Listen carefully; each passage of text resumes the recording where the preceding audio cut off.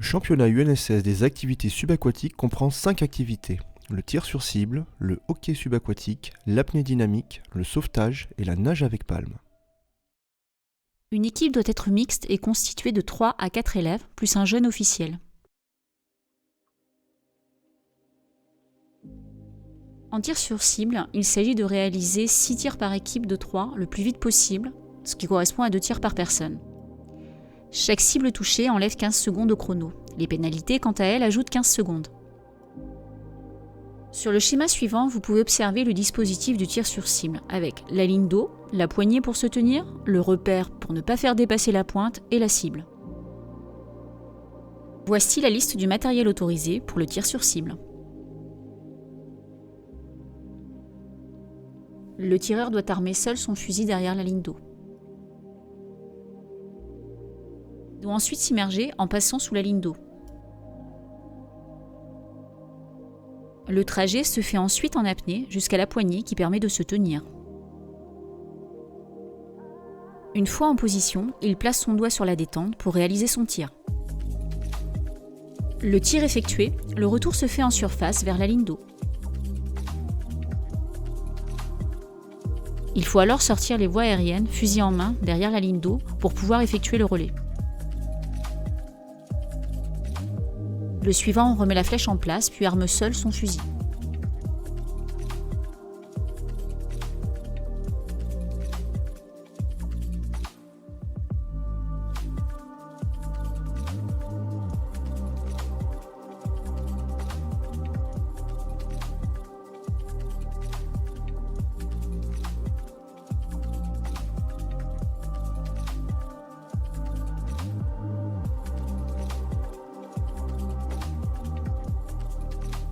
Attention, la pointe ne doit pas dépasser le repère pour que le tir soit valable.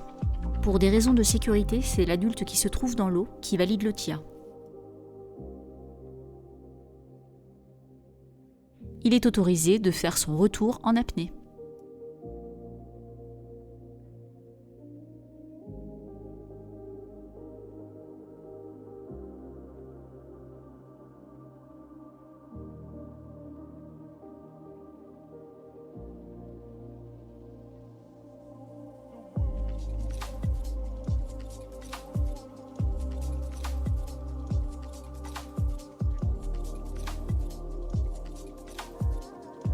Dans ce cas, la cible est touchée, mais le tir n'est pas valable car la pointe dépasse le repère.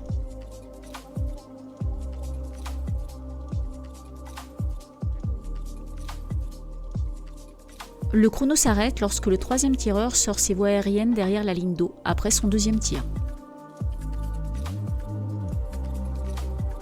En collège, l'aller et le retour se font en surface, mais il est possible de les faire en apnée.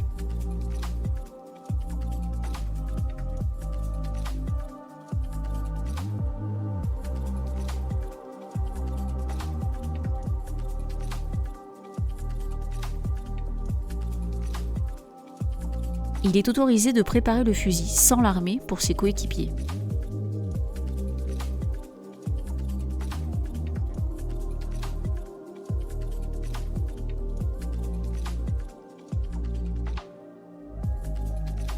Le tireur peut aussi remettre la flèche en place avant d'effectuer son retour.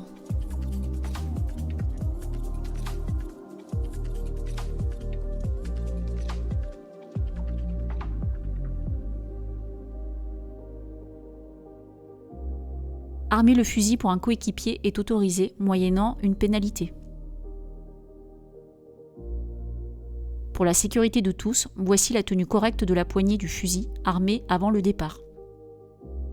Il faut donc veiller à ne pas poser le doigt sur la détente avant le tir. Attention, manipuler ou armer de façon dangereuse le fusil peut disqualifier l'équipe. À l'écran, voici la synthèse des points de règlement autorisés en tir sur cible, ceux qui peuvent entraîner des pénalités, et pour finir, ceux qui pourraient disqualifier une équipe.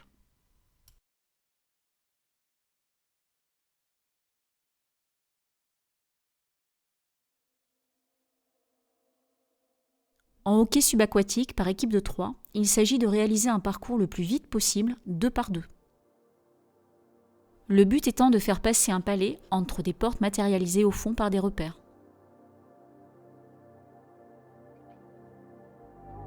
Le schéma suivant permet de comprendre le parcours à réaliser pour chacun des coéquipiers.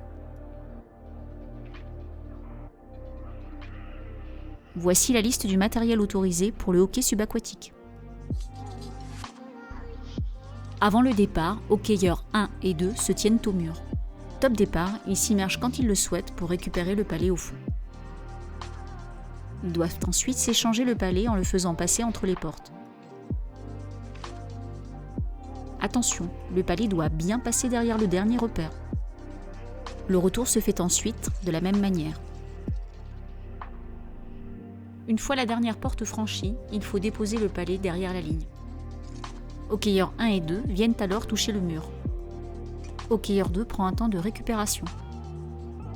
Hockeyeurs 2 et 3 repartent quand ils le souhaitent. Ils effectuent le même parcours.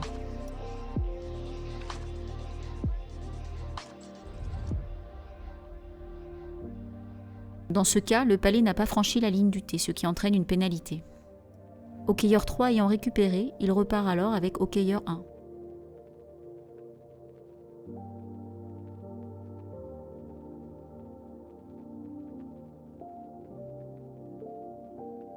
Il est possible de ressortir autant de fois que nécessaire pour respirer, sans aucune pénalité.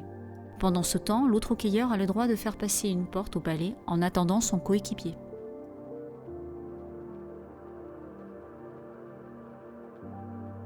Le chrono s'arrête quand le dernier des deux hockeyeurs touche le mur. Quelle que soit la faute, une seule par longueur, l'aller ou le retour, il n'y a pas de cumul des fautes. Il est possible de tenir librement la crosse à une main. En revanche, il est interdit de la manipuler à deux mains. De même, il ne faut pas toucher les portes avec la main. Il est interdit de toucher, contrôler ou prendre le palet avec la main. Attention, manquer une porte ou plusieurs entraîne une pénalité. Le palet ne doit pas non plus passer 2 fois par la même porte. Au moment du passage, le hockeyeur doit veiller à ne pas toucher une porte avec le palet. Ne pas franchir la ligne du T avec le palet entraîne une pénalité. À l'écran, la synthèse des points de règlement autorisés pour le hockey, ceux qui entraînent une pénalité et enfin ceux qui peuvent disqualifier une équipe.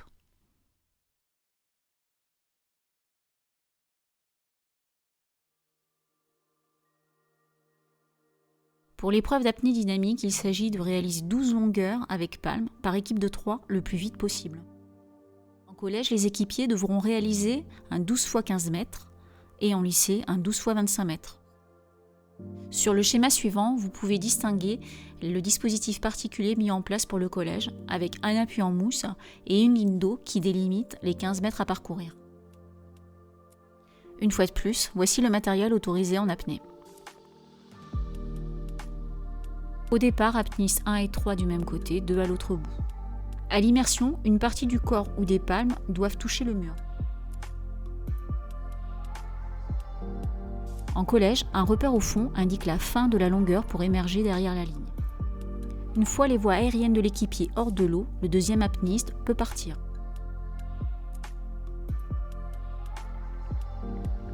Le troisième apnéiste attend que le deuxième touche le mur et sorte ses voies aériennes.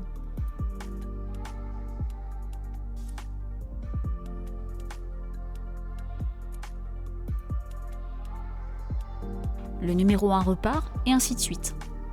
Le chrono s'arrête quand l'apnéiste 3 termine sa 4e longueur. Au lycée, le départ et toutes les transitions se font avec un mur. Au moment de l'immersion, si le corps ou les palmes ne touchent pas le mur, c'est une pénalité. Au collège, il faut sortir derrière la ligne d'eau située à 15 mètres, puis s'immerger avant celle-ci. Nager en surface dans la zone comprise entre les 2,50 m après le départ et les 2,50 m avant l'arrivée est une faute. De même, il ne faut pas sortir les voies aériennes avant de finir sa longueur. Voici à l'écran la synthèse des points de règlement autorisés pour l'apnée dynamique, ceux qui entraînent des pénalités et enfin ceux qui peuvent disqualifier l'équipe.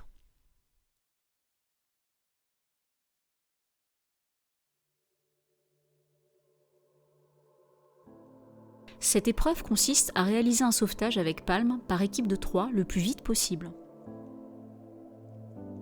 Pour le collège, 3 fois 25 mètres, en lycée, 3 fois 50 mètres. Sur le schéma suivant, nous pouvons observer que les lycéens doivent réaliser un demi-tour pour effectuer leurs 50 mètres. Voici le matériel autorisé pour le sauvetage. En collège et en lycée, c'est le mannequin enfant qui est utilisé. Au lycée, les 3 équipiers démarrent du même côté.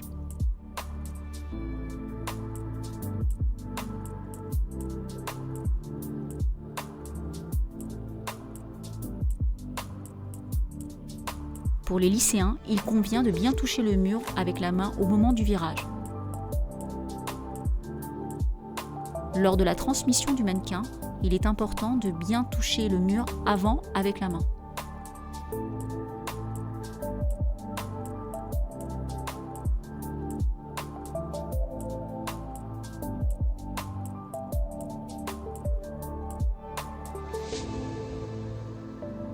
Chrono s'arrête alors lorsque le dernier équipier touche le mur avec la main. Si le mannequin est remonté en biais, c'est une pénalité.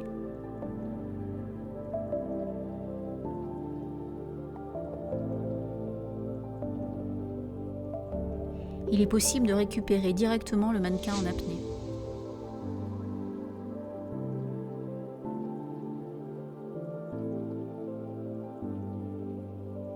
Il est également possible de le faire après une nage de surface.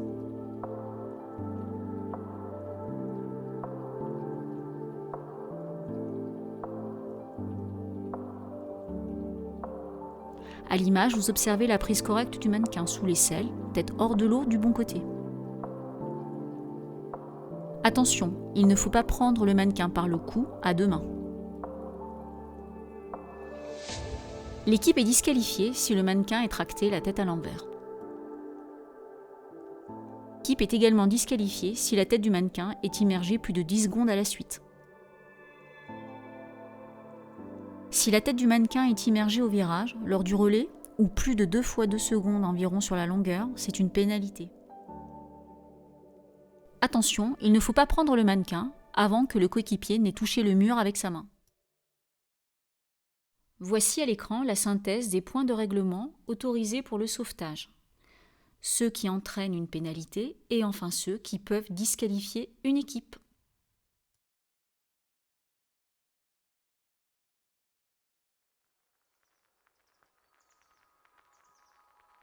Pour cette épreuve, il s'agit de réaliser un parcours de nage avec palme par équipe de 3 le plus vite possible.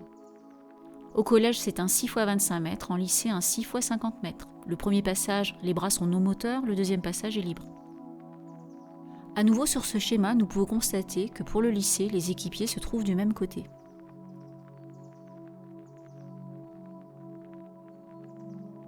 Voici la liste du matériel autorisé pour la nage avec palme. Attention, le tuba est obligatoire. Aux 3 premiers passages, les bras sont non moteurs, sinon c'est une pénalité.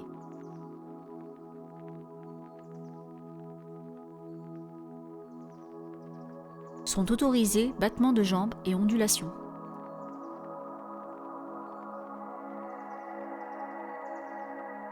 Au deuxième passage, le choix de la nage est libre.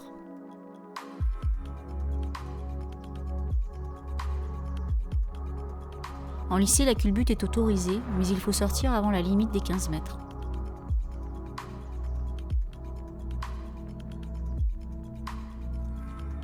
Attention, tout départ anticipé entraîne une pénalité. Si un équipier nage sans son tuba, c'est également une pénalité. Enfin, pour la nage avec palme, voici la synthèse des points de règlement autorisés, ceux qui entraînent une pénalité, et enfin ceux qui peuvent disqualifier une équipe.